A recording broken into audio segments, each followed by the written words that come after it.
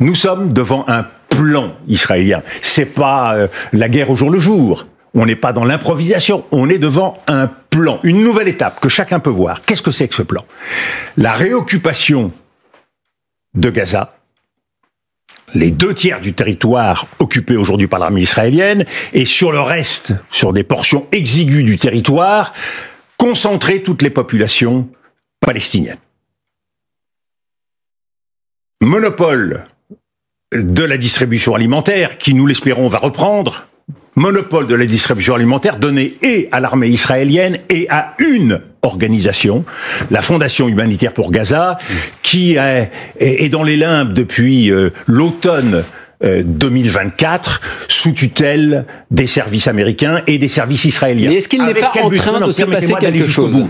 Avec quel but? Avec le but de pouvoir distribuer l'aide de façon personnalisée, de façon à identifier chaque Palestinien, et à partir de là, engager la deuxième étape qui va permettre l'annexion de Gaza, que sera la déportation. L'objectif politique de Benjamin Netanyahou et de son gouvernement, c'est la déportation de la population de Gaza. Cet objectif, il n'est pas explicite dans la bouche de Benjamin ethnique, d'un nettoyage territorial. Ça, les Européens le savent parfaitement.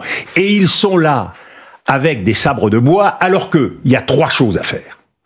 La première chose, c'est de suspendre immédiatement l'accord européen avec Israël. L'essentiel du commerce d'Israël se fait avec l'Europe. Suspension. Deuxièmement, immédiatement, embargo sur les armes de tous les pays européens. Troisièmement, déferment de l'ensemble du gouvernement israélien et des principales autorités militaires israéliennes devant la Cour pénale internationale.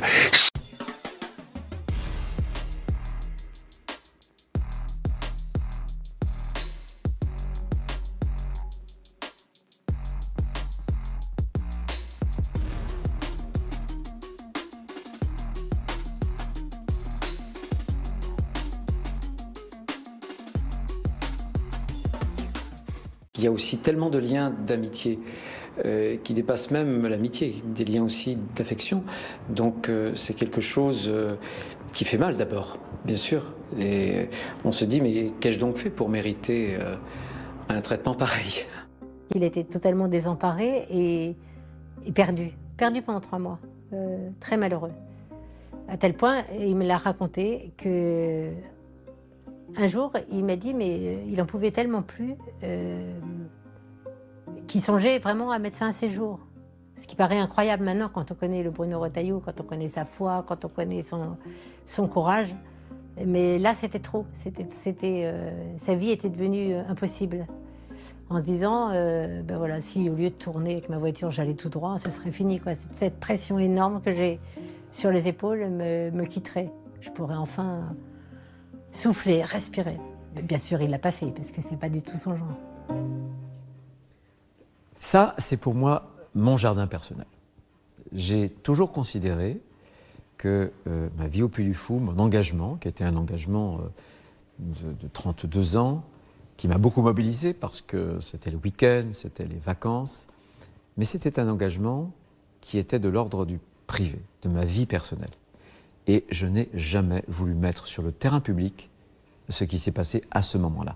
Jean-Yves Le Drian, je voudrais qu'on parle de la situation à Gaza. Israël a annoncé la reprise de l'aide humanitaire, tout en maintenant sa volonté de prendre le contrôle de l'ensemble de la bande de Gaza. On va rentrer dans le détail de tous ces éléments, de la situation humanitaire, des plans militaires, politiques du Premier ministre israélien. Mais d'abord, une question plus générale. Comment est-ce que vous qualifieriez, vous, l'ancien ministre des Affaires étrangères, on sait que les mots comptent dans la diplomatie, comment est-ce que vous qualifieriez la situation aujourd'hui à Gaza ? Je trouve que ce qui s'y passe est effrayant, désastreux pour tout le monde, mais désastreux aussi pour Israël. Nous sommes dans une logique de guerre sans fin. Finalement, Netanyahou a inventé un concept, la guerre perpétuelle, qui est dramatique pour tout le monde, mais à mon avis aussi pour Israël pour l'avenir. Parce que ce pays s'isole, ce pays que l'on imaginait, que l'on croyait, et moi j'y crois toujours, comme porteur de valeurs démocratiques, comme respectueux du droit, fait l'inverse de ce qui fait son histoire.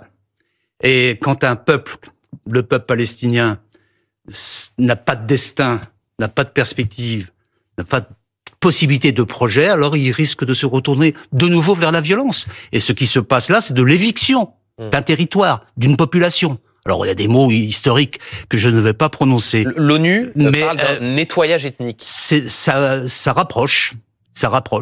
Donc c'est parfaitement inacceptable. Le fait que ce pays, l'Israël, ne reconnaisse plus le droit humanitaire, le droit de la guerre, qu'on joue de la famine comme arme, c'est pas possible. Autant il fallait être solidaire d'Israël dans sa posture de légitime défense après le pogrom du 7 octobre, autant là, il faut combattre ce qui se passe. Et j'observe, Benjamin Duhamel, que des grandes voix juives de France commencent à se prononcer, dire c'est plus possible, on peut plus être solidaire de ça. Delphine Orvilleur qui parle de la faillite morale. Ouais. Oui, je pense que c'est ça. Et je pense que aussi en Israël, la population commence à réagir, celle qui est directement concernée par les otages, que pour l'instant les otages sont une affaire secondaire par rapport à l'offensive qui est menée aujourd'hui par Israël, et puis le fait de constater qu'on ne donne plus à boire, on ne donne plus à manger depuis le 2 mars, et en plus, pas de presse, parce que Gaza est interdit à la presse. Donc ça fait beaucoup pour un pays qui voulait avoir une image démocratique. Il s'isole du monde et il prépare, à mon avis, malheureusement, des générations de terroristes. Des générations de terroristes compte tenu de la stratégie qui est la sienne à Gaza. Bien sûr, 2 millions de personnes qui vont être parquées, qui vont aller je ne sais où. Maintenant, on parle de la Libye, on parle de l'Égypte, on va vous expulser de votre territoire. Mais c'est parfaitement inacceptable. Et tout ça est même scandaleux, je trouve que ces comportements-là sont inadmissibles. Nettoyage ethnique, c'est un terme très fort. C'est l'ONU qui l'emploie. À Gaza, nettoyage ethnique. Pour vous, oui, c'est un nettoyage ethnique qui se Qu'est-ce que c'est un nettoyage ethnique? Quelqu'un a la définition? Non, vous l'avez pas. Le nettoyage ethnique, c'est la volonté. Très bien que c'est pas un nettoyage ethnique, c'est une guerre contre des terroristes islamistes. On va partir sur la parce qu'ils sont arabes que Israël les attaque, c'est parce que ce sont des islamistes terroristes. Un nettoyage ethnique, donc le c'est la terme pour moi volonté est totalement impropre. D'accord. Un nettoyage ethnique, c'est la volonté d'effacer d'un territoire, de sortir d'un territoire une population. Quand vous sortez 1 million de personnes du nord de la bande de Gaza et que vous êtes en train de préparer le fait, en réalité, de dire que les 2 millions de Gazaouis doivent être exfiltrés vers les autres pays arabes, c'est la définition pure et parfaite d'un nettoyage ethnique. C'est pour pouvoir attaquer le Hamas et éviter les victimes civiles. C'est faux. Là, vous êtes dans un contresens total. Non, c'est un mensonge. Ah bon? L'armée israélienne veut prendre le contrôle de la bande de Gaza. Voilà. Elle ne veut pas éradiquer le Hamas, elle ne l'éradiquera pas. Mais ça, c'est votre interprétation. Non, c'est pas une interprétation. Non, il proclame pas vouloir éradiquer les Palestiniens de la bande de Gaza. Moi, j'ai jamais vu quelqu'un qui prépare un nettoyage ethnique dire je fais un nettoyage ethnique. Hitler, en général, vous avez raison, il disait ce qu'il faisait. Donc vous êtes en train de comparer finalement le gouvernement israélien à ces méthodes-là. Non, vous inversez les choses en fait. Non, mais en Arménie, pour vous, le Hamas est un mouvement de résistance et celui qui fait un nettoyage ethnique, c'est Netanyahou, c'est ça. Donc j'essaie de comprendre votre pensée. Je ne dis pas que le Hamas est un mouvement de résistance, ça n'en est pas un.